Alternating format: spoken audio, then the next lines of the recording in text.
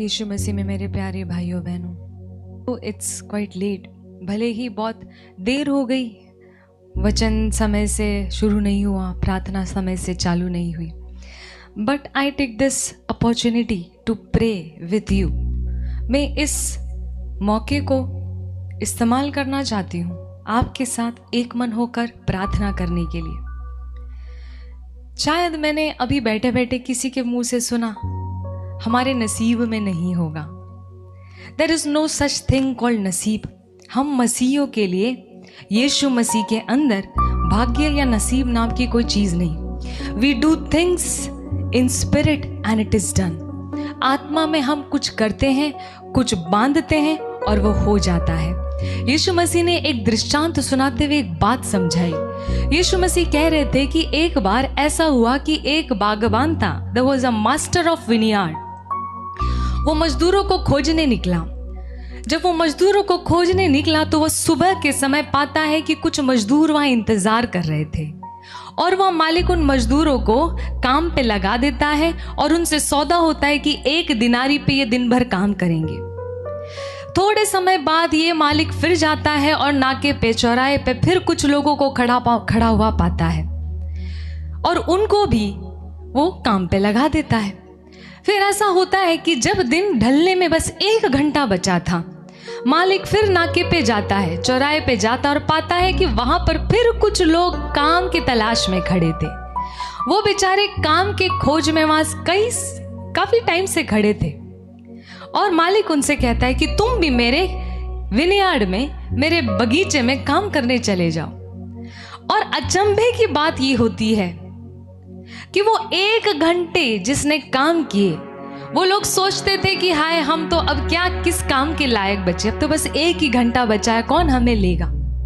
और जब उस मालिक ने उन लोगों को अपने काम पे लगा भी दिया तो मुझे ये आत्मा में लगता है कि जब वो काम कर रहे होंगे तो सोचते होंगे हमें थोड़ा ही मिल जाए तो भी काफी है। इन लोगों की तरह दिन भर की मजदूरी ना मिली, लेकिन अगर थोड़ा भी मिल जाए तो भी काफी है। लेकिन हमारा परमेश्वर है ना, वो परमेश्वर है वाकई में, वो मनुष्य नहीं कि वो मनुष्य की तरह सोचे। जब वो मालिक आता है तनख्वाह बांटने तो वो 1 दिनार उसे भी देता है जिसने दिन भर काम किया, वो 1 दिनार उसे भी देता है जिसने 5 घंटे काम किया, और वो 1 दिनार उसे भी देता है जिसने 1 घंटे काम किया। ये बात को देखकर उन लोगों को बड़ा गुस्सा आता है कि जिन्होंने दिन भर काम किया उनको भी उतना ही मिला जितना इन 1 घंटे काम करने वाले लोगों को मिला। मालिक कहता है तुमने मुझसे 1 दिनारी के सौदे पर काम किया ना, जो तुमने चाहा वो तुम्हें मिल गया। अब ये मेरी मर्जी है कि मैं चाहे इसे जिससे मैंने 1 दिनारी पे भले तय नहीं किया था, चाहे मैं इसे 1 दूं या 2 दूं, ये मेरी मर्जी है। मेरे प्यारे भाई प्यारी बहन, जब आप इस परमेश्वर के सामने आते हैं जिसका नाम है यहोवा यीरे, जिसका प्रचार यीशु मसीह ने और उसके दास दासियों ने अब तक किया है, हमारा ये परमेश्वर स्वर्ग में विराजमान, पृथ्वी को अपना पावदान कहने वाला, ये सचमुच में हमारा पिता है। और ये ऐसा पिता है जो बुरा नहीं भला चाहता है, और वो पिता का डेफिनेशन खुद है। प्यारे भाई प्यारी बहन, nothing happens by chance in your life. आपकी जिंदगी में कुछ भी बाय चांस नहीं हो रहा। याद रखना, यदि आप उसके सामने आते हैं और वो आपके हृदय को जब वो देखता है और उसको वो दिखाई दे जाता है जो देखना चाहता है, तो वो आपका 1 घंटा बैठकर प्रार्थना करना उसके लिए काफी होगा आपके पूरे बीते सालों को ठीक करने के लिए, आपकी जिंदगी को और आपके पूरे भाग्य को पलट देने के लिए आपका 1 घंटा काफी होगा। All that he wants is your heart. वो बस इतना चाहता है कि आपका हृदय किस दिशा में है। I want to preach today to make the right use of the afflictions। ऐसा है नहीं कि आप में जो मेरी इस वचन को सुन रहे हैं परमेश्वर के नाम पर, जो यहाँ पर बैठे हैं, जो ऑफलाइन बैठे हैं, जो ऑनलाइन बैठे हैं, सभी लोग, ऐसा कोई नहीं who is not going through crisis। कोई नहीं ऐसा जिसके जिंदगी में क्राइसिस नहीं, एफ्लिक्शंस नहीं। प्यारे भाई प्यारी बहन, बाइबल में बहुत उदाहरण के साथ और पर्याप्त उदाहरण के साथ हमें सिखाया गया है और ये साबित हुआ है कि दुख परेशानी तो जिंदगी में हर मनुष्य के आई। दुख तो साउल राजा के जिंदगी में भी आया और दुख तो दाऊद के भी जिंदगी में आया। साउल की जिंदगी में उतने दुख नहीं आए जितने दुख दाऊद के जिंदगी में आया। There were many people who went through crisis. Rejection लेया को भी हुआ, रिजेक्शन कई अन्य औरतों को भी हुआ था उस समय लेया के समान। बट वाई लेया वॉज ब्लेस्ड? क्यों दाऊद ही ऊपर उठ गया? क्यों साउल बेचारा मर गया? प्रॉब्लम, दुख परेशानी तो सिमिलर थी, हालांकि इतनी ज्यादा सीरियस भी नहीं थी राजा साउल की जिंदगी में, लेकिन क्यों साउल ठोकर खा जाता है और दाऊद हमारे लिए भी उदाहरण बन के रह जाता है। क्या बात थी उस फरीसी में जो मंदिर के अंदर खड़ा था और वो टैक्स कलेक्टर जो बाहर खड़ा था? दोनों ही तो प्रार्थना कर रहे थे, पर दोनों की प्रार्थना में क्या दिख गया उस परमेश्वर को कि उस नाकेदार को दशमांश न देने के बावजूद, कोई भले काम ना करने के बावजूद उसको धर्मी ठहराया गया और वो फरीसी सब कुछ करके भी बेकार ही निकला। क्या अंतर था इन लोगों में? अंतर ये था, the difference was this, some made the right use of the afflictions. किसी एक ने तो अपनी जिंदगी के क्राइसिस को, दुख को, अफ्लिक्शंस को, पीड़ा को सही दिशा दी और किसी ने अपनी जिंदगी में आए दुख, परेशानी, अफ्लिक्शन, क्राइसिस, क्लेश को दिशा छोड़ो, उसने उसको अलग चीज से सेटिस्फाई किया। यह बात सच है कि मनुष्य के जीवन में यदि दुख, समस्या, गरीबी, यहां तक कि mental torture, abuse, anything that has ever happened in the life of a human, कुछ भी दुख अगर मनुष्य के जीवन में हुआ है तो सबसे प्रमुख कारण उसका यह है कि उसने परमेश्वर की इच्छा के विपरीत जाकर कदम उठाए, उसने परमेश्वर की इच्छा के अगेंस्ट में जाकर काम किया। वो भले ही प्रचारक ही क्यों ना हो, वो भले ही कोई नबी ही क्यों ना हो। योना को याद कीजिए, कौन धरती पे ऐसा मनुष्य है जिसने योना की तरह समस्या झेली? अरे कोई बीमारी आपको खा रही होगी, लेकिन योना को देखो, he was almost dead and in the belly of a fish. वो मर चुका था, मछली के पेट में था, भयंकर एसिड से घिरा हुआ था।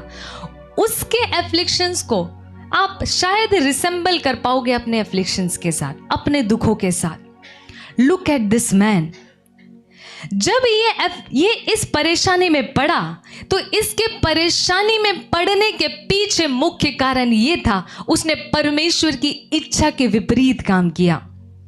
पाप केवल ये नहीं कि चोरी करना, झूठ बोलना, व्यभिचार करना, गलत रिश्ते में पड़ना और इत्यादि जो सब कोई कहते हैं गलत है। बाइबल कहती है rebellion is equal to an idolatry. हम पढ़ेंगे पहला सैमुएल 15:22। सामुएल नबी इस साउल से कहता है, जब साउल परमेश्वर की आज्ञा सुनने से पहले और उसकी आज्ञा के विपरीत जाकर बलि चढ़ा देता है। अब राजा साउल ने कोई भयंकर पाप तो नहीं किया था दाऊद की तरह, उसने व्यभिचार तो नहीं किया था, किसी को मरवाया तो नहीं था, उसने बस बलि तो चढ़ाई थी।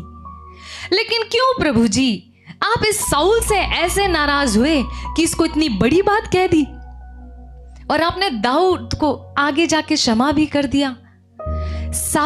राजा साउल का पाप ये था कि उसने परमेश्वर की इच्छा को he went against the will of God। लिखा है शमूएल ने कहा, ये प्रॉफिट, ये नबी आकर कहता है राजा साउल से, क्या यहोवा होम बलियों और मेल बलियों से उतना प्रसन्न होता है जितना कि अपनी बात के माने जाने से प्रसन्न होता है? सैमुएल कहता है राजा से, तू कैसा राजा है, कैसा लीडर है तू इस नेशन का, क्या तेरे अकल में ये बात नहीं आई कि परमेश्वर होम बलि, मेल बलि और तेरे धन से भी ज्यादा प्रसन्न तेरी आज्ञा माने, परमेश्वर की तू आज्ञा माने, इस बात पर होता है। फिर वो कहता है, सुन, परमेश्वर की आज्ञा मानना तो बलि चढ़ाने से और कान लगाना मेढ़ों की चर्बी से भी उत्तम है। There is something that is so precious to the Father. उस पिता को आपके मेल बलि, आपके सैक्रिफाइस और आपके धर्म के काम, आपके सेवा के काम, your worship, your preaching, your meeting से भी बढ़कर कुछ है, और वो है उसकी आज्ञा को मानना। बाइबल कहती है जिसको पता है कि उसे क्या करना चाहिए लेकिन फिर भी वो नहीं करता, वो पाप करता है। परमेश्वर की आत्मा आपको प्रेरित करती है कि प्रार्थना कर कर कर। आप जानते कि प्रार्थना नहीं करना पाप है, आप जो मसीह में नया जीवन पाए हुए हैं। तो परमेश्वर आपकी आज्ञा, आपके इस आज्ञा उल्लंघन पे जो अप्रसन्नता जाहिर करता है, you can not repair it no matter what money you give. आप उसको रिपेयर नहीं कर सकते आपके धन से। परमेश्वर ना धन का भूखा है, ना वो बलियों का भूखा है। एक बहुत अच्छा ग्रंथ, बाइबल का वचन मुझे आज पढ़ने को मिला। याकूब की पत्री अध्याय 5 वचन 13 में लिखा है, is any among you afflicted? क्या तुम में से कोई दुखी है? क्या तुम में से कोई दुखी है? आत्मा से भरकर ये याकूब अपने पत्र में लिखता और कहता है कलीसिया से, क्या तुम में से कोई दुखी है? और अगर है तो तेरे लिए ये आज्ञा है क्या? लेट हिम प्रे, तो वह प्रार्थना करे। क्या तुम में से कोई दुखी है तो वह प्रार्थना करे, यदि आनंदित है तो वह स्तुति के भजन गाए। यदि तुम में से before if any one among you is afflicted let him pray. The Bible tells you, यदि तू दुखी है तो एक ही काम कर, let yourself be in prayer. क्या तेरा दिल टूटा पड़ा है? Let yourself be in prayer. क्या तुझे धोखा मिला? क्या परिवार ने छोड़ा? क्या तंगी में है? क्या क्राइसिस में है? Let that man pray. Bible कहती है यदि तू दुखी है, क्या तुम में से कोई दुखी है? क्यों तुम सारे के सारे स्तुति नहीं कर रहे अच्छे से? क्या कोई दुख परेशान कर रहा है तुम्हें? क्या कोई अकेलापन सता रहा है तुम्हें? याकूब कहता है is anyone among you afflicted?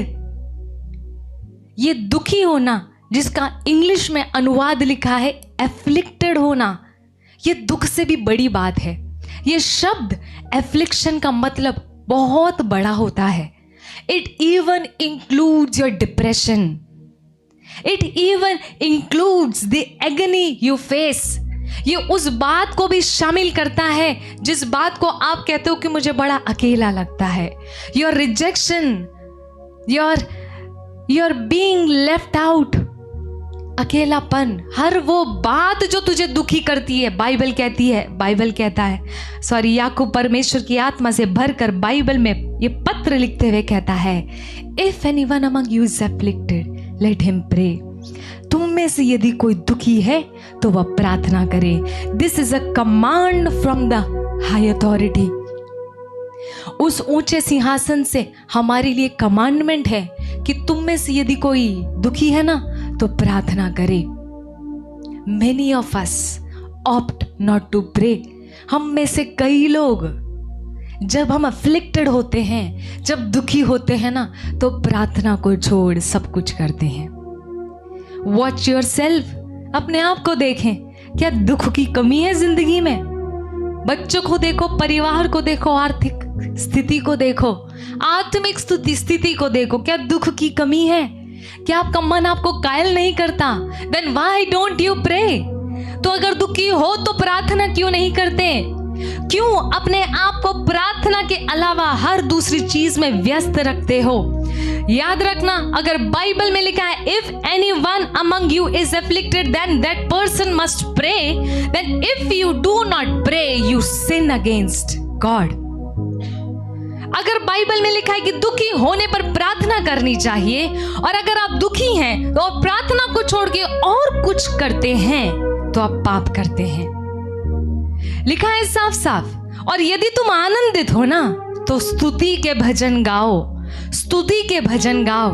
Parties मत करो, करो तो भी आत्मा में करो। पियो तो मदिरा से मत पियो, पियो तो परमेश्वर की आत्मा में पियो।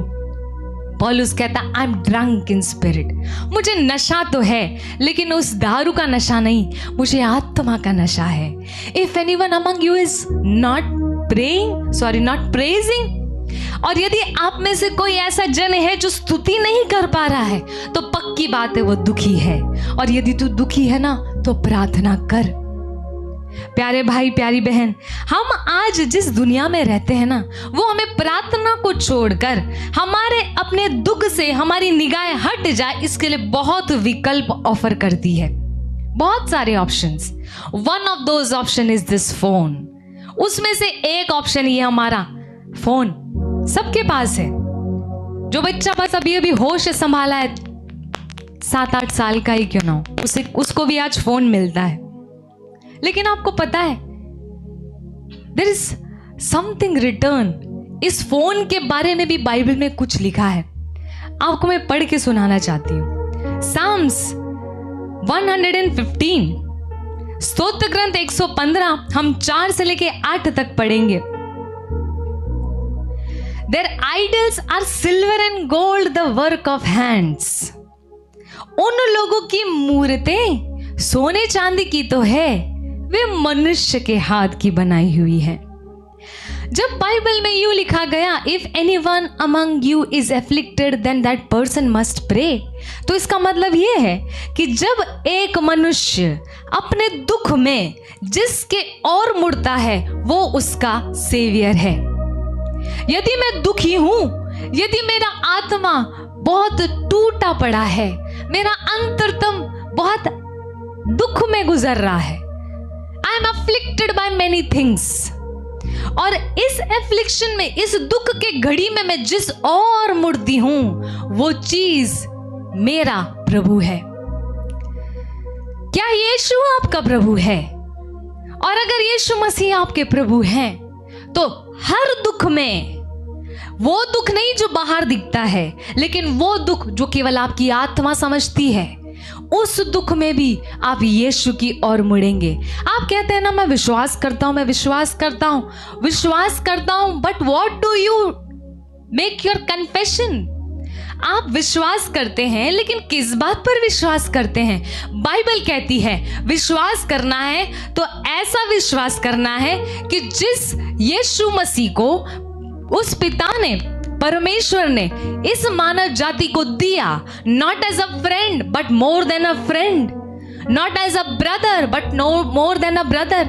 उस पिता ने यीशु मसीह को इस संसार को जब दिया ना, तो संसार से कहा कि इसको अपना प्रभु और मुक्तिदाता स्वीकार कर।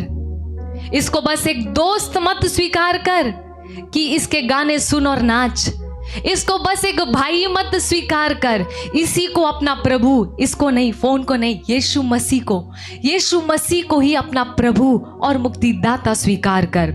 और जब आप दुख में गिरते हैं, जब आप, सब दुनिया जब खुशी मना रही होती है लेकिन आपका दिल कायल करता है that something is incomplete in you, कुछ तेरे अंदर अधूरा है, तो तू जिस और मुड़ता है ना मेरे भाई मेरी बहन, तू उसी को अपनी जिंदगी से अपना प्रभु स्वीकार करता है। जब तू रोता है तो किसको देखकर रोता है? क्या वो कोई इंसान है? क्या वो कोई चीज है? यदि कोई वो चीज है या वो कोई इंसान है तो वो तेरा प्रभु है। केवल उसे मुक्ति मिलेगी। बाइबल कहती है परमेश्वर ने हर उस शख्स को जिसने यीशु मसीह को अपना लिया, उसको अपना पुत्र और अपना पुत्री बना डाला। केवल वो व्यक्ति परमेश्वर का बेटा और बेटी है, याद रखना, जिसका प्रभु और मुक्तिदाता यीशु मसीह है। God is not at all impressed by your talents. He is not at all impressed by the sacrifices you make. परमेश्वर को आपका ओबीडियंस चाहिए।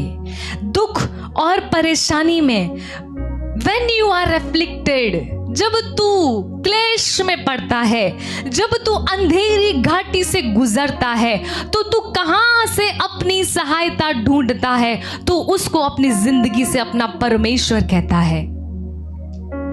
लिखा है, दाऊद कहता है, Psalms 119:67, Before I was afflicted, I went astray. Dawood कहता है, जब मैं दुख और क्लेश में पड़ा था ना, उससे पहले मैं भटक गया था। मतलब दाऊद कह रहा है कि मैं दुख में गिरा, मैं क्लेश में गिरा, उसका एक कारण ये था कि मैं भटक रहा था। मैं परमेश्वर को मुंह से तो पुकारता था, लेकिन मैं भूल गया कि यीशु मसीह मेरा मुक्तिदाता तब भी है जब मुझे सबने छोड़ दिया। वो मेरा मुक्तिदाता तब भी है जब मैं अपने अकेले कमरे में अपने आप को बेकार और किसी काम का नहीं और बिल्कुल अनप्रोडक्टिव फील कर रहा था। ये यीशु मसीह मेरा प्रभु तब भी है।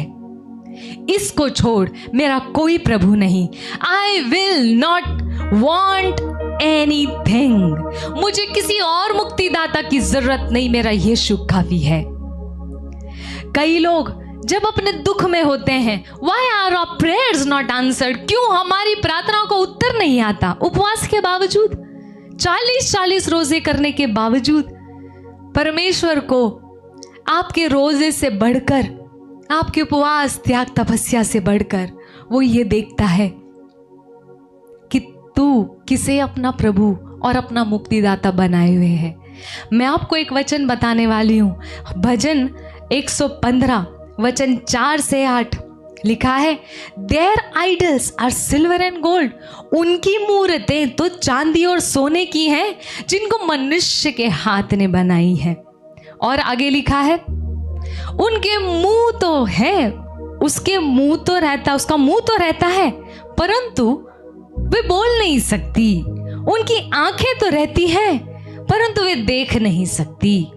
और फिर उनके कान तो रहते हैं, परंतु वे सुन नहीं सकती। उनके नाक तो रहती है, परंतु वे सूंघ नहीं सकती। और लिखा है, उनके हाथ तो रहते, परंतु वे स्पर्श नहीं कर सकती। उनके पांव तो रहते हैं, परंतु वे चल नहीं सकती। और अपने कंठ से कुछ भी शब्द नहीं निकाल सकती। कई लोगों के पास ऐसे आइडल्स बने हुए, कई लोगों का परमेश्वर ये फोन हो गया है। अपने आप को डिस्ट्रैक्ट करने के लिए, प्रार्थना से डिस्ट्रैक्ट करने के लिए ये फोन का उपयोग करते हैं। आप कहते हो, अरे ठीक है, फोन ही तो है, बट बाइबल कहती है हर वो चीज जिस और आप मुड़ते हैं जब आप दुखी हैं, उसको आपने अपना प्रभु माना है। पता है, कई लोग इस वक्त कह रहे होंगे, अरे मुझे फ़ोन से थोड़ी मतलब, लेकिन फ़ोन में कोई आती है या कोई आता है जिसको मैं अपना समझती हूँ। पता है, there is a more serious word return for you. एक और ही भयंकर और दिल दहलाने वाली बात लिखी है इसायास नबी, माय फेवरेट प्रॉफिट, इसायास नबी की पुस्तक अध्याय 31 वर्स 1 हम पढ़ें। क्या लिखा है? Kindly put it in amplified. आइज़ाया 31, ध्यान से सुनना और कान खोल के सुनना क्या लिखा है। वो जजमेंट इज कमिंग, हाय उन पर जो सहायता पाने के लिए मिस्र को जाते हैं और घोड़ों का आसरा करते हैं, जो रथों पर भरोसा रखते हैं क्योंकि वे बहुत हैं, जो सवारों पर क्योंकि वे अति बलवान हैं। हाय उन पर जो सहायता पाने के लिए मिस्र को जाते हैं। क्या घर में परेशानी है, जिंदगी में परेशानी है? हाय उन पर बाइबल कहती है जो सहायता पाने के लिए कहाँ जाते हैं? मिस्र को जाते हैं। यदि आप इस वचन के कॉन्टेक्स्ट में खड़े होकर देखें ना, तो ये कोई गलत बात नहीं कि कोई देश इस समय, जिस समय इसायास नबी था, उस समय कोई देश सहायता पाने के लिए मिस्र को जाए। ये कोई गलत बात नहीं। आज अगर भारत को आर्थिक समस्या होती है और वो अमेरिका जैसे किसी इकोनॉमिकली स्टेबल कंट्री से मदद मांगता है तो ये गलत बात नहीं, लेकिन फिर भी बाइबल में परमेश्वर कहता है अपने लोगों से हाय उन पर जो सहायता पाने के लिए मिस्र को जाते हैं और घोड़ों का सहारा लेते हैं। क्या देखकर सहारा ले रहे हैं? अब ये भी गलत बात नहीं कि घोड़ों का सहारा इसलिए लिया जा रहा है क्योंकि वो बहुत है और वो बहुत बलवान है। अरे वो बलवान है और वो बहुत ज्यादा मात्रा में, तभी तो सहायता ले रहे हैं प्रभु जी, तो फिर आप हाय हाय क्यों कहते हैं? लेकिन बाइबल आगे आपको परमेश्वर का वचन अपने आप को एक्सप्लेन करते हुए आपको कहेगा आगे, व्हाई इज इट वोड, क्यों इन लोगों पर हाय जो सहायता पाने के लिए मिस्र को जाते हैं। भले ही मिस्र देश के घोड़े बहुत ही ज्यादा मात्रा में और बहुत ही बलवान हो और इतने ज्यादा दिखाई पड़ते हो कि आपको हर जंग में जिता दे, लेकिन फिर भी परमेश्वर कहता है कि जब मैं तेरा प्रभु तेरे सामने खड़ा हूं तो हाय तुझ पर जो तू सहायता के लिए मिस्र को जाता है। हाय उस मनुष्य पर जो अपनी प्यास बुझाने के लिए किसी मनुष्य के पास जाता है, भले ही वो मनुष्य बहुत ही आत्मिक जान पड़ता है। Nobody can take the place of the Holy Spirit in your life। कोई भी व्यक्ति तेरे या मेरे जीवन में, मेरे भाई मेरी बहन, पवित्र आत्मा की जगह नहीं ले सकता। There is no friend who can replace this Holy Spirit। There is no counselor who can do the role of the Holy Spirit in your life। कोई ऐसा व्यक्ति, आदमी, औरत, कोई माँ बाप या कोई बड़ा गुरु भी तेरे या मेरे जीवन में पवित्र आत्मा की जगह नहीं ले सकता। परमेश्वर का वचन कहता है हाय उस पर, हाय उस पर जो रथों पर भरोसा करते हैं और जो सवारों पर क्योंकि वह अति बलवान है, पर but they do not look to the holy one of Israel, पर इज़राइल के पवित्र की ओर दृष्टि नहीं करते और न यहोवा की खोज करते हैं। और अगला वचन कहता है परंतु वह भी बुद्धिमान है, परंतु वह भी बुद्धिमान है, वो अपने वचन न टालेगा परंतु उठकर कुकर्मियों और उसके घराने पर, अनर्थकारियों के सहायकों पर भी चढ़ाई करेगा। आगे लिखा है क्यों हाय हाय कह रहा है परमेश्वर? मिस्र की सहायता लेने के लिए जाने वाले इस इजरायली प्रजा को वो और हाय तुम पर क्यों कह रहा है परमेश्वर? उसका जवाब यहां पर है। परमेश्वर कहता है इस नबी के मुंह से कि मिस्र के लोग ईश्वर नहीं हैं, वो मनुष्य हैं, और उनके घोड़े आत्मा नहीं है, वो मांस हैं। मिस्र के जो लोग हैं ना, हे इज़राइली तू जो मेरी चुनी हुई प्रजा है, you who has taken the baptism in the name of the father son and the holy spirit, तूने जो पिता पुत्र और पवित्र आत्मा के नाम पर बपतिस्मा धारण किया, तूने जो नया जन्म पाया, अब तू तो आत्मिक है और तू आत्मिक होकर काहे इस मनुष्यों के पास जाता है सहायता लेने के लिए? मिस्र से बातचीत करने के लिए या व्यापार करने के लिए परमेश्वर हाय नहीं कह रहा इज़राइल पर, लेकिन वो हाय इसलिए कहता है क्योंकि तू सहायता पाने के लिए वहां जाता है, सहायता पाने के लिए वहां जाता है। आपको पता है यहोवा को बहुत दुख हुआ जब इज़राइलियों ने उस यहोवा से रो रो कर एक राजा के लिए मांग की। परमेश्वर का दिल दुखी हुआ, उसने अपने नबी से कहा कि ये लोग को राजा ही चाहिए, इन लोगों को मैं इनका राजा हूं ये मंजूर नहीं, तो होने दे कि इनको एक राजा ही संभाले। आगे जब ये दुख सहेंगे तो इन्हीं की इस बलवे करने पर, इन्हीं की इच्छा की वजह से ये दुखी होंगे। प्यारे भाई प्यारी बहन, हाय उस व्यक्ति पर जो आत्मिक होने पर भी मनुष्य की ओर देखता है सहायता के लिए। परमेश्वर कहता है मिस्र के लोग ईश्वर नहीं, वो मनुष्य हैं, और उनके घोड़े आत्मा थोड़ी हैं। परमेश्वर कहता है कि उनके घोड़े आत्मा नहीं है, वो मांस है। उनके घोड़े तो मनुष्य से भी बदतर है, वो तो केवल मांस है और तुमको इस मांस पर भरोसा है। जब यहोवा हाथ बढ़ाएगा ना, ये बहुत भयंकर बात है, क्योंकि कई लोग मसीहियत में आने पर भी इस बात को नहीं समझते कि परमेश्वर को आपको देखकर अब जलन होती है। He is jealous of you. He is not envious of you. He is more jealous of you. परमेश्वर को जलन होती है। जेलसी में और एनवी में बहुत बड़ा अंतर है। बाइबल में लिखा है our God is a jealous God. वो जलता है। उसने आपको बहुत बड़ी कीमत देकर छुड़ाया, अब आप उसके हो, तो तू जब उसका है तो तू उसी का होगा। यदि तुझे वो किसी और के हाथ जाते हुए देखेगा तो उसे जलन तो होगी।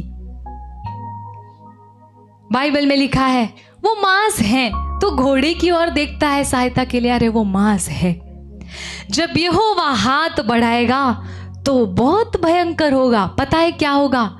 जब यहोवा हाथ बढ़ा देगा ना, अब तो वो देख रहा है, इंतजार कर रहा है कि तू समझेगा और समझेगी आत्मा क्या कह रहा है तुझसे, कि परमेश्वर की ओर देख। लेकिन एक समय आएगा कि यहोवा हाथ बढ़ाएगा और तब सहायता करने वाले और सहायता चाहने वाले, तू जो सहायता मांगने को गया और वो जो सहायता देने को आया, तुम दोनों के दोनों, तू जो सहायता मांग रहा है एक मनुष्य से और वो जो तुझे सहायता दे रहा है, जब यहोवा हाथ बढ़ाएगा तो सहायता मांगने वाला और सहायता करने वाला, सहायता करने वाला और सहायता चाहने वाला, गुड दैट इज रिटन कि चाहने वाला। कई लोग मांगते नहीं है कि मेरी हेल्प करो, लेकिन कई लोग दिखाते कि मेरी मदद करो। They are more satisfied in seeking carnal help. Bible कहती है सहायता करने वाला और जो सहायता चाह रहा है, भले मुंह से ना मांगे पैसे, लेकिन मनुष्य से ही वो उम्मीद करता है कि ये मेरी मदद कर दे, वो चाह जरूर इंसान से ही रहा है। लेकिन लिखा है जब यहोवा हाथ बढ़ाएगा तो सहायता करने वाला और सहायता चाहने वाला दोनों ठोकर खाकर गिरेंगे, दोनों गिर जाएंगे। अरे नाव में तूफान तो आएगा ज़रूर, लेकिन याद रखना तूफान अगर किसी चीज़ से डरता है, तो तूफान अगर किसी हस्ती से डरता है तो उस हस्ती का नाम केवल यीशु मसीह है।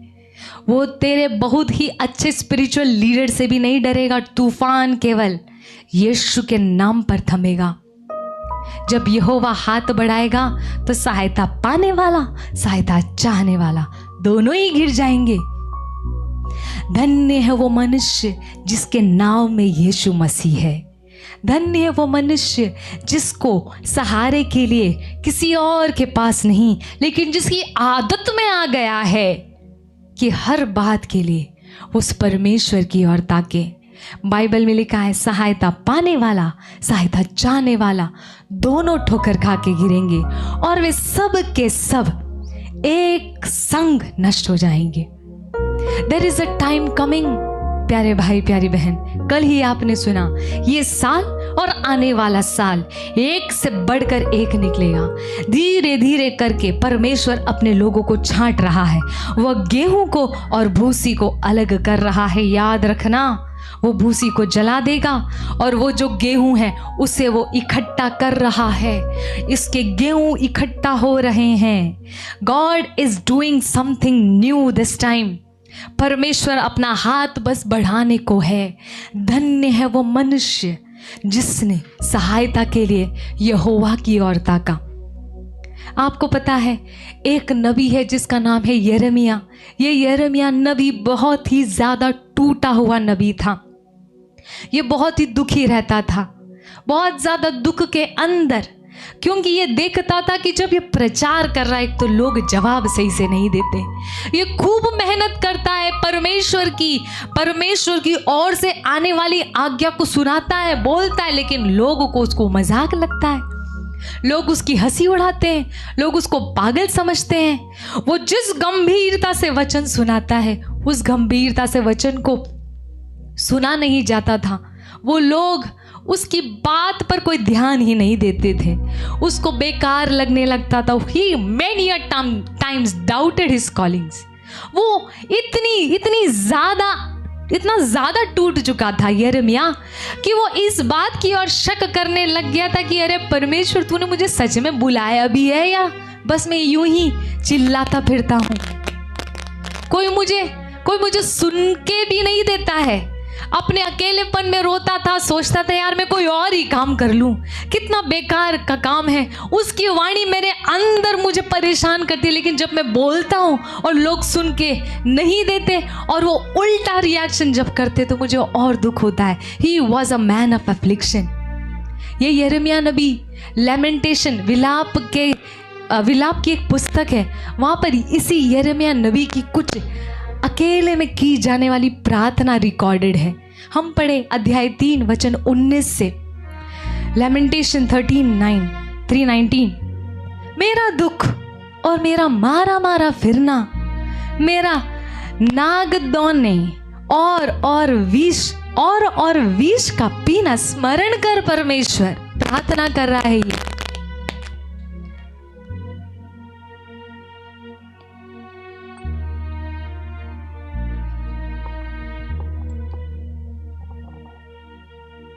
यिर्मयाह नबी प्रार्थना कर रहा है, remember my affliction.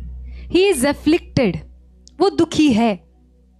There are 2 reasons, पता है 2 कारण होते हैं जिंदगी में एफ्लिक्शंस के आने के। Number 1, if you are doing and if you are working against the will of God, यदि परमेश्वर की इच्छा को ओवररूल करके जब आप जी रहे हैं तो आप एफ्लिक्ट होंगे। आपको जिंदगी में इस एफ्लिक्शन का, दुख का सामना करना पड़ेगा। Let me add one important thing here. ये जो दुष्ट आत्माएं होती है ना, ये अट्रैक्ट होती है जब एक इंसान रेबिलियन में जीता है, परमेश्वर की आज्ञा को और उसकी इच्छा को जानकर भी या फिर अनजाने ही ओवररूल करके जब जीता है ना, तो उसके जीवन में दुष्ट आत्माएं आकर्षित होती है। पता है साउल राजा को दुष्ट आत्मा परेशान करती थी और उसको पीड़ा देती थी। Y?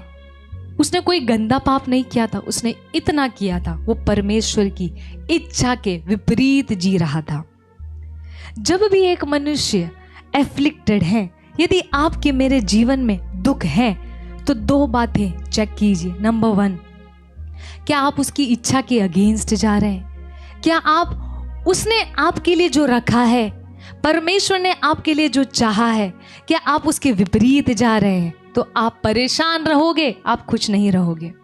You will not have piece in your heart, आपके मन में शांति नहीं होगी। यहाँ पर ये यिर्मयाह नबी कहता है, remember my affliction and my misery, the wormwood and the gall. Remember my misery and my affliction.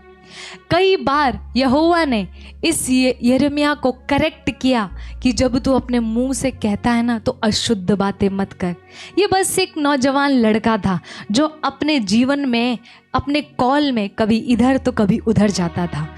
परमेश्वर की आत्मा से भर के ये वचन और प्रचार और भविष्यवाणी भी करता था, और साथ ही साथ बहुत ज़्यादा नेगेटिव भी होता था और बहुत ज़्यादा परमेश्वर के अगेंस्ट भी बोलता था।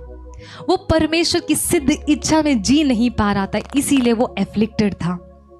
और पता है आगे प्रार्थना में देखो, जिंदगी में दुख का आना, this is not a big thing, but आप अपने दुख को, अपने इस एफ्लिक्शन को कौन सा डायरेक्शन देते हैं, कैसे डील करते हैं, वो इस बात को निर्धारित करेगा कि आपके इस एफ्लिक्शन से परमेश्वर आपको निकाल के क्या उसके सामने सोना बनोगे या वो भूसा जो जल के राख हो जाएगा।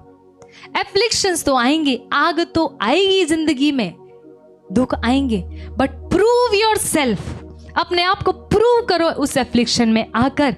जैसे दाऊद कहता है, प्रूव करो अपने आप को कि आप उसके लिए सोना हो। आप उसके लिए वो नहीं जो साउल की तरह उसकी इच्छा जब उसने तोड़ी और वो जान गया कि उसे एफ्लिक्शन हो रहा है लेकिन वो कुछ नहीं करता है। लेकिन आप दाऊद के समान होगे जो कहता है before I was afflicted I went astray but now I give heed to your commandments. हाँ, मैं दुख में पड़ा था, उससे पहले मैं भटक गया था परमेश्वर, लेकिन अब मैं केवल तेरे वचन पर चलूंगा। मैंने बहुत रोया, मैंने रात और दिन आंसू बहाए क्योंकि मैंने तेरी इच्छा के विरोध में काम किया था। मैंने तेरे हृदय को दुखी किया था, इसीलिए मैं एफ्लिक्ट हुआ था। लेकिन अब मैं तेरे वचन को नहीं छोड़ने वाला, अब मैं तेरी आज्ञा को नहीं तोड़ने वाला। I have learned. ये देखो यिर्मयाह क्या प्रार्थना करता है, lamentation, my soul has them still in remembrance. मैं उन्हीं पर सोचता रहता हूं, इससे मेरा प्राण ढलता जाता है। यिर्मयाह कहता है कि मैं बहुत ज्यादा एफ्लिक्शन में था, मैं मारा मारा फिरता रहा और मैं अपने मारे मारे फिरने को और अपने दुख को भूलता नहीं हूं। This has humbled me my soul. इससे मेरा प्राण बहुत ज्यादा तेरे आगे विनम्र हो चुका है। फिर आगे यिर्मयाह कहता है, क्या कहता है, परंतु मैं ये स्मरण करता हूं इसीलिए मुझे आशा है। परंतु मैं यह स्मरण करता हूं इसीलिए यह मुझे आशा है। एक दुख है जिस दुख के अंदर भी जब आप पढ़ते हैं और अगर आपकी दिशा सही है तो आपको आशा जरूर होगी। आप रो तो रहे होगे, आप बहुत ज्यादा अकेला फील कर रहे होगे, परमेश्वर आपको सुन नहीं रहा ऐसा आपको लग रहा होगा, लेकिन फिर भी इन सब के बीच में भी एक छोटी आशा की किरण आपको याद दिलाएगी। क्या याद दिलाएगी? वो बात याद दिलाएगी जो यिर्मयाह को याद आई। क्या याद आई उसे? हम मिट नहीं गए, ये यहोवा की महाकरुणा का फल है, क्योंकि उसकी दया अमर है। योना मिट नहीं गया मछली के पेट में भी, ये उसकी करुणा है। This was the small hope that he had.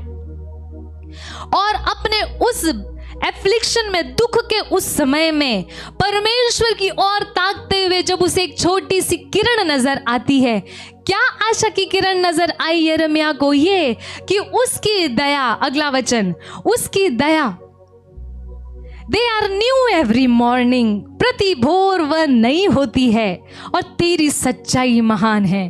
तूने मुझे कल की दया के अकॉर्डिंग तू मुझ पर आज दया नहीं करेगा। तू जब सुबह होगी तो नए प्रेम के साथ मेरी ओर देखेगा। तेरी दया तो मेरे लिए और तेरा प्यार मेरे लिए हर दिन नया होता है। यिर्मयाह अकेले में बहुत ज्यादा टूटा हुआ था। डिप्रेशन तो बहुत छोटी चीज है, ये यिर्मयाह जिस हालत में था उस हालत में भी पड़ा हुआ व्यक्ति कहता है your mercies are new every morning. और फिर लिखा है, मेरे मन ने कहा यहोवा मेरा भाग है, इस कारण मैं उसमें आशा रखूंगा। यहोवा मेरा भाग है, इस कारण मैं उसमें आशा रखूंगा। और आगे लिखा है, जो यहोवा की बाट जोते हैं उसके पास, जो यहोवा की बाट जोते हैं और उसके पास जाते हैं उनके लिए यहोवा भला है। उनके लिए नहीं भला है जिसने अपने पूरी जिंदगी दुख में काटा, लेकिन उनके लिए यहोवा भला है जो जिंदगी और दुख के बावजूद बाट किसकी जोते हैं? बाट वो यहोवा की जोते हैं।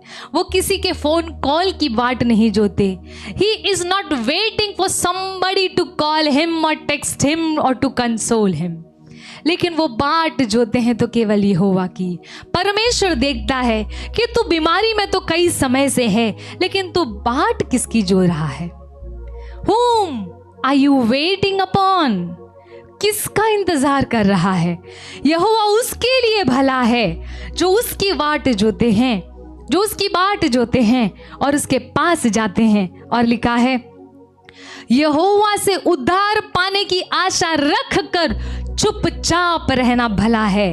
It is good that a man should both hope and quietly wait for the salvation of the Lord. यदि तू यहोवा की बाट जो रहा है ना, तो उसका चिन्ह ये है, उसका सिम्टम ये है, you will be quite.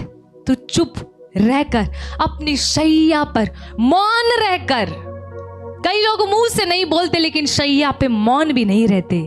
They are into every detail of social media, they are into everything but they don't be quiet. यदि तू दुख में है तो तू ये करेगा, अगर तूने अपने दुख को सही दिशा देना चाहा है तो प्यारे भाई प्यारी बहन, परमेश्वर का आत्मा आपसे मुझसे कहता है, यदि आप अपने दुख में, जो आप भट्टी में पड़े हैं, जो भयंकर दुख के बीच में आप हैं, नेम दैट दुख व्हाट एवर इट बी, चाहे कोई भी नाम ही क्यों ना हो आपके दुख का, लेकिन यदि आपने अपने दुख को सही तरीके से यूटिलाइज किया ना, मैं आपको परमेश्वर के वचन से ये गारंटी देती हूं कि आपके आने वाला कल आपके बीते हुए कल से बहुत ज्यादा भव्य होगा, बहुत महान होगा। अरे वो जो आदमी रात और दिन रोता था, उसको जब यीशु मसीह ठीक करके जा रहा था, आपको पता है what it was actually happening. वो जो गेरासीन का अपदूत ग्रस्त था, वो अपदूत ग्रस्त कोई मामूली आदमी नहीं था, वो बहुत ज्यादा एफ्लिक्शन में था, वो बहुत ज्यादा उस दुष्ट आत्मा से सताया गया था।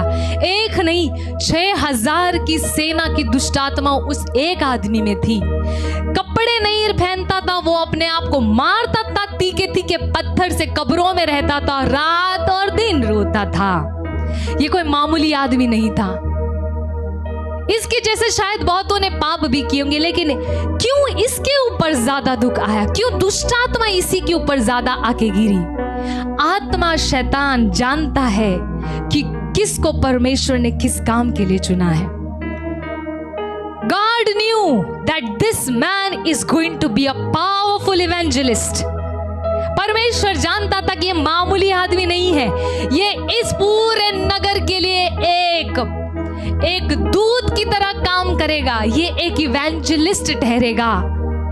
ये परमेश्वर की ओर से ठहराया हुआ एक नबी था। इसीलिए यीशु मसीह ने कहा, मैंने तुझे ठीक कर दिया है, तू मेरे पीछे मत आ, तेरा काम अब ये है, जा और इस नगर में बता दे कि परमेश्वर ने तेरे लिए क्या किया है। ये था उसका काम। If there is a greater call on your life, तो शैतान वो सूंघ लेगा। यदि आप उसके चुने हुए व्यक्ति हैं तो वो शैतान को समझ में आ जाता है, आपको समझ में आए उससे पहले, इसीलिए वो आपके पीछे है। ब्लेस्ड आर यू यदि आप परमेश्वर के इस वचन को समझे। Give right direction to your problems, give right direction to your crisis. अपने इन दुख के पलों को सही दिशा दे, अपने इस खालीपन को सही दिशा दे। उस ओर देख जिस ओर से ये आवाज आती और तुझसे कहती है कि मेरी ओर देख, मैं तुझे वो जल पिलाऊंगा जिस जल को पीने के बाद तुझे कभी प्यास नहीं लगेगी। उस आवाज की ओर ध्यान दो जो कह कर गया कि जो कोई मुझे खाएगा उससे फिर कभी भूख नहीं लगेगी। In the midst of your affliction, अपने बीमारी दुख परेशानी के बीच भी उस ओर देख जहां से सहायता सही मायने में तुझे मिलेगी। प्यारे भाई प्यारी बहन, तूने अगर आज उस आवाज को पहचान लिया, you will be a powerful weapon in the hand of the almighty. तू उस परमेश्वर के हाथ में एक बहुत बड़ा पौना हथियार बन जाएगा। जिस तरह का हथियार ये आदमी बन गया, ये गेनेसारित का अपदूत ग्रस्त, परमेश्वर ने इसे चुना। इतना ज्यादा भरोसा कर लिया उस परमेश्वर ने इस अपदूत ग्रस्त को ठीक करके अब इस पे कि यीशु कहता है कि अब मेरा कोई काम नहीं, बाकी का तू करेगा। और पता है, जब कोई परमेश्वर का जन अपने दुख परेशानी को समझ जाता है और इस तरह से परमेश्वर की ओर ताकता है और सहायता के लिए जब उसकी ओर देखता है, और जब परमेश्वर अपने सिंहासन से उसको उत्तर देगा, तो पता है क्या होगा? जो वहां हुआ वो तब भी होगा। उस जगह पर पता है क्या हुआ? ज्यों ही ये अपदूत ग्रस्त ठीक होता है, उस पूरे नगर के जो दुष्ट लोग थे उनका बिजनेस ठप हो गया। जितना ज्यादा परमेश्वर की संतान अपने आप को पहचानेगी कि मैं कौन हूं, उतना ज्यादा ये अंधकार इस जगह से कम होगा। the more sons and daughters realize their father, जितना ज्यादा परमेश्वर की संतान इस जगत में पहचान रही है कि मैं परमेश्वर का हूं, और हर वो बात के लिए वो परमेश्वर से जो आत्मिक है उस और ताकता है, तो इस संसार से अंधकार की ताकत, अंधेरे की ताकत कम होने लगती है। My dear brothers, my dear sisters, give right direction to your affliction। यहां पर यिर्मयाह नबी कहता है, मौन रहकर मैं उन्हीं पर सोचता रहता हूं, इससे मेरा प्राण ढलता है। वो वचन डाले जहां पर ये कहता है, आई वेट, यस, यहोवा से उद्धार पाने की आशा रखकर चुपचाप रहना भला है। चुपचाप रहना भला है। It is better to be quiet. चुप रहना भला है। यहोवा से आशा रख और चुप रह। कई बार इट इज बेटर, कई बार नहीं, हमेशा it is better to be quiet. मरियम ने सारी बातें अपने मन में रखी, वो चुप रही। जब आप चुप रहते हैं, you give access to the spirit of God to move in your realm. It is better to keep secrets. चुप रहना भला है। अपनी बात किसी से शेयर मत करिए, ज्यादा भला है। कई लोग परेशानी में इसलिए पड़े क्योंकि उन्हें मजा आया शेयर करने में, और आज जो कुछ उन्होंने शेयर किया था अब उनके ऊपर विपत्ति की तरह आती है उनके ऊपर। वही बात जिसको वो किसी मनुष्य से शेयर कर रहे थे उस दिन, वो सारी बात अब शैतान उसी के विरोध में हथियार की तरह इस्तेमाल करता है। यिर्मयाह कहता है, इट इज बेटर, बहुत बेहतर है कि मैं चुपचाप रहूं और परमेश्वर में अपनी आशा रखूं। और आगे लिखा है, it is good that a man should bear. अगला वचन, पुरुष के लिए जवानी में जुआ उठाना भला है। ध्यान से सुनना, इसका क्या मतलब है। It is good for a man that he bear the yoke in his youth. ये बेहतर है कि जवान है ना जब युवक, तो जुआ उठाना सीख ले। जुआ का मतलब है आज्ञा मानना सीख ले। ये बेहतर है युवक तेरे लिए कि तू अपनी जवानी के समय में, जब तू समझ पा रहा है वो तेरी जवानी है, जब तू अपने आप को मोल्ड कर पा रहा है, अपने कैरेक्टर को, अपनी पर्सनालिटी को बना पा रहा है, उस समय तू जवान है। मुझे बहुत एंकरेजमेंट मिलता है मेरी बहन से। कई बार मैं देखती हूँ, भले ही मैं उस पर गुस्सा करती हूँ, लेकिन दिस एंकरेजेस मी अ लॉट। उसके ऊपर चाहे कितना भी गुस्सा, दुख, परेशान, हम कुछ भी बड़ी समस्या उसके ऊपर आते हुए देखते हैं, all she does is be quiet. She will remove herself from people. लोगों से अलग, अपनी जैसी भी हालत है, जिस किसी भी हालत में वो है, she feels it better to be in the hand of God than to be in the hands of men। कितनी बेकार ही क्यों ना हूं मैं, लेकिन मैं परमेश्वर के हाथ में जाके गिरूं, मैं किसी मनुष्य के हाथ में नहीं गिरूं। मैं परमेश्वर तेरे ही आगे रहूं अपनी गंदगी को लेके, लेकिन मैं किसी मनुष्य के आगे नहीं रहूं, क्योंकि आप जिसके आगे रहोगे ना, वहीं से आपकी सहायता मिलेगी। Why are we not making any spiritual progress? क्योंकि हम गलत जगह पर जाके सहायता ढूंढते हैं। It is better to wait in silence।